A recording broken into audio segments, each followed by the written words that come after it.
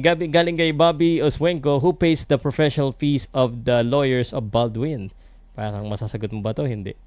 Hindi, I am not at liberty, but this one I can tell you, during the big initial process, ang lawyers ng Ateneo nag-shoulder. But when he resigned, I don't know. Diba? Kasi hindi na siya employed ng university. Okay. Grabe yung mga tanong nyo dito. Hindi ko alam masagot din to ni ano. Was there really no bullying or discrimination happen to RCB? I can, I don't know. yeah, Hindi mahanap you to. know what, I can say wala talaga. I wrote a column Ah, about it today. Grabe ang engagement. They had over 24,000 views. And, again, wala tayo doon eh. We're not inside the Ateneo locker room. yeah. Wala tayo doon sa Dipakulaw. So all of this is conjecture. Ang masabi ko lang is this. The main element talaga kasi ng joining a fraternity, excuse me, that's why hazing, initiation.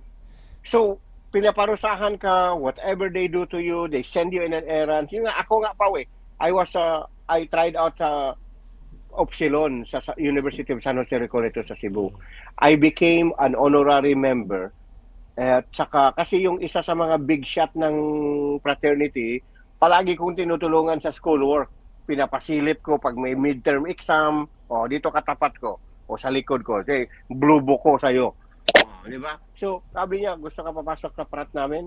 Sabi ko, sige. Pero, nang dinala na ako ng initiation pa, ginawa kong pledge, gagawin ka ng pag may isang frat member na nililigawan yung isang babae, ikaw yung inuutos, puntahan mo yung classroom niya, bigyan mo ng card, bulaklak. So ganun yun, Mm-mm. initiation, or yung may Indian pass na papaluin ka talaga pa. Yung lahat ng mga frat members from the other school chapters, pupunta kayo ng beach, tapos nakapaddle sila lahat, tatakbo ka in the middle, yung tinatawag nilang Indian pass.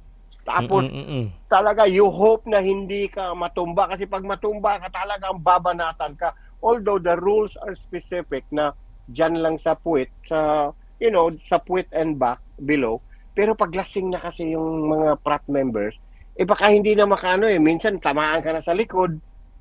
So, I never understood why pain has to be an element of acceptance. Pero yun, that's just how fraternities are sometimes, so hazing. Pero Okay.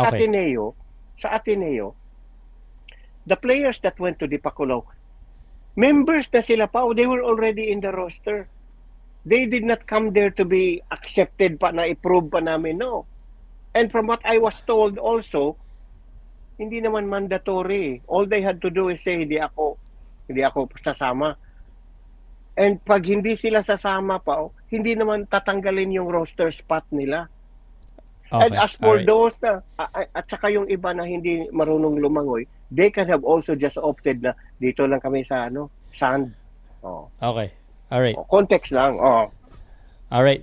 Next time, please try to answer as concise as you can. Yes. May maraming Yes. question. All Sorry. right. Okay. No more side story.